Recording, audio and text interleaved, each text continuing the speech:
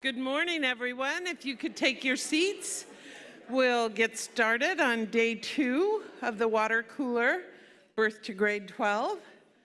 I hope you all have had a wonderful evening, good conversation with friends, opportunities, and you didn't spend your whole time in your room doing email, like some of us do. So, I have a little story for you. My 7-year-old grandson is playing soccer again. And we don't have to worry, the World Cup will be safe from Isaac. But he came up to me after his first game and he said, "Noni, I got it figured out. I got soccer figured out." I said, "Really? What do you always want to play defense?" I said, "Really? How come?" Well, and I think his dad, who's the coach, kind of said, "You can't go beyond the midfield." He said, "Because you can't go over that line. So you get a little action, but then you get a little rest. A little action, a little rest. It is perfect." This is truly the kid who does not think running the whole time is a worthy goal. So I hope for all of you last night, you had a little rest, because today we're going to have a little action. So we're very excited about that. So today holds as many interesting and remarkable conversations as we had yesterday. Just to remind you, there are evaluation forms on your table. Please use them. We will do a raffle at the end of the day as we did yesterday. And so we're very excited about that. Today is only a partial day, somebody asked me, so we end earlier in the afternoon after lunch, so that'll all be good and you all can get on your way home. So my first thing this morning is to introduce my good friend Glen Price, who I met a few years ago when he actually helped our organization, helped First 5 California plan our strategic plan and went through with us in that process. And what I learned at that time was not only is he a great facilitator, but he really has the ability to see forward and vision what should be for children and families. So it was no surprise when he called and said, "Hey, guess what? I think I'm going to take this job at the Department of Ed." And then I said, "Really? Are you crazy?" No, I didn't. Actually, I did. And he said, "Yeah, I guess I am." And Glenn has been the chief deputy for Superintendent Torlakson for the last 4 years and has done a remarkable job there. So it's with great pleasure that I introduce Glen Price. Please give him a welcome. One of the great things about my job and my role and just my life in general has been able to work with some amazing mentors and great leaders. And, I was listening to the amazing Camille Maben speak yesterday, and this little tidbit might have passed some of you by, but she was talking about the B-12 water cooler and her involvement on both sides of that equation. But she mentioned, in addition to working, and she was previously the director of the Child Development Division at the time at the California Department of Education, and now she's executive director of First 5 California. And did you say, Camille, that you've been on the Rockland Board of Education for 30 years? Almost 30 years. Can we give one of the most amazing California leaders in the state of California, Camille Maben, a round of applause? She is absolutely one of California's great treasures. Speaking of treasures, I was just wondering, is there anyone in the room that's been to all 11 water coolers? Camille? I thought maybe Celia Ayala might raise her hand, but almost all of them? You missed one? Okay. Another great leader in our state. Can we give a round of applause for Celia Ayala here, down over here from Los Angeles? Were there any other hands for people that have been to all 11? Sarah Neville Morgan, all right. Awesome. Way to go. How do I use this? Oh, it's up there. So, green arrow? Okay, great. So I just wanted yesterday was there, who over there, Ed? I can't see. What's your name? Nancy. All right. Round of applause for Nancy. All 11. That is amazing.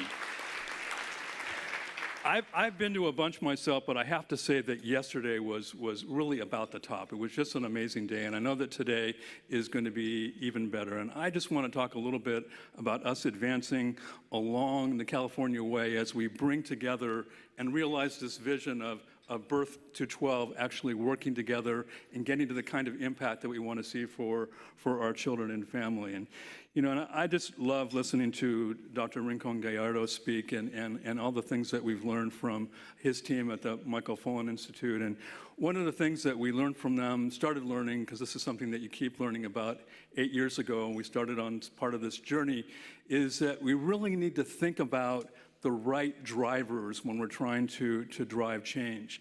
And we need to be thinking about our strengths. And that's been a key point of the California Way.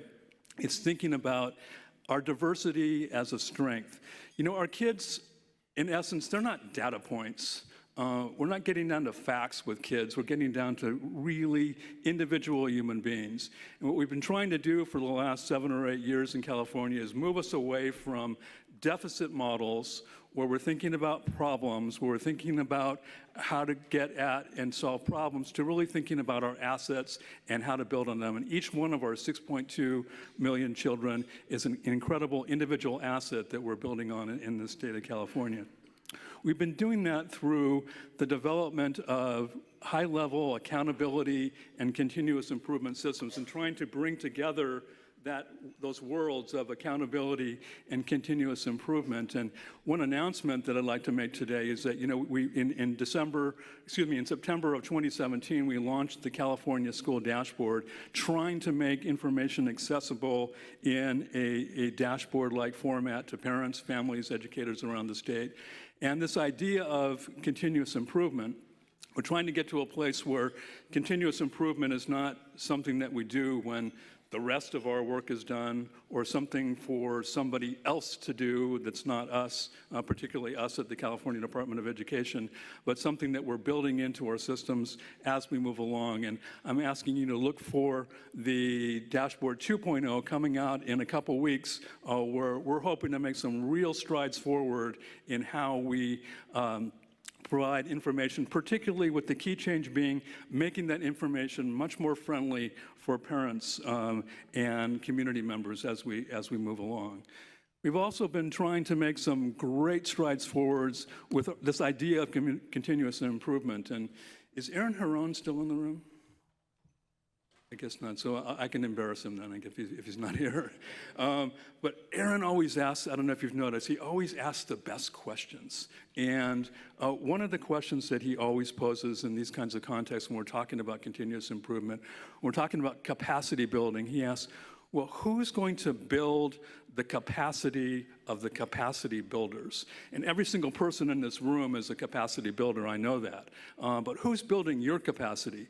And the answer is, we are the ones that are building each other's capacity. It's down to each of us to help each other, and that's one of the beautiful things that I've appreciated about the California Labor Management Initiative that I know we heard from Ed Honowitz yesterday, is how do we bring people together on this critical task of thinking about how we actually collaborate and how we continue to learn to collaborate even more effectively as we move along.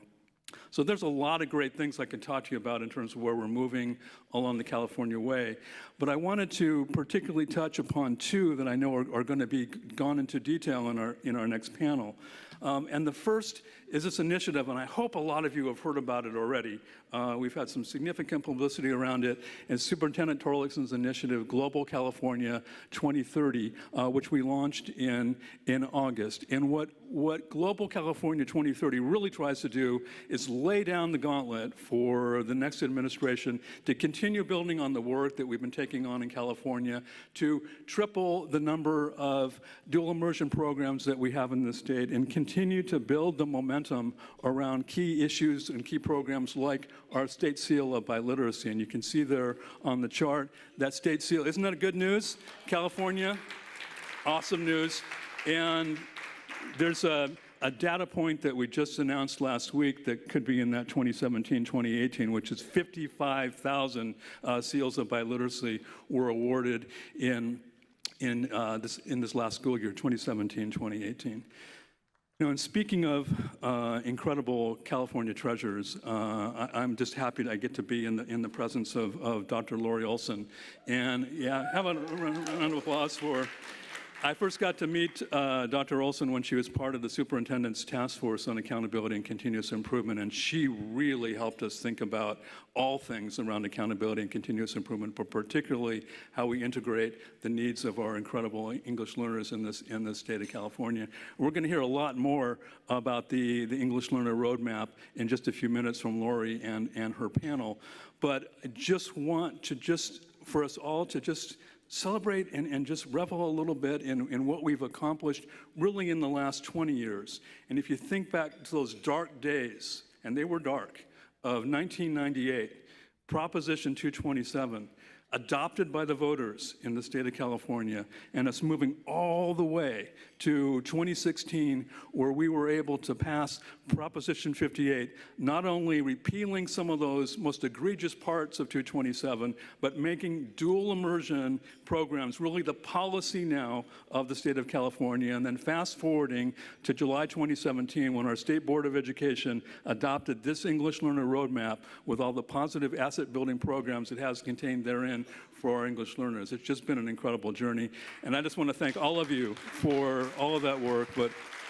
particularly people like Dr. Olsen and First 5 California is doing a dual language pilot with the California Department of Education, all the incredible programs you're going to hear about from our Early Learning and Care Division Director, Sarah Neville-Morgan, in just a few minutes.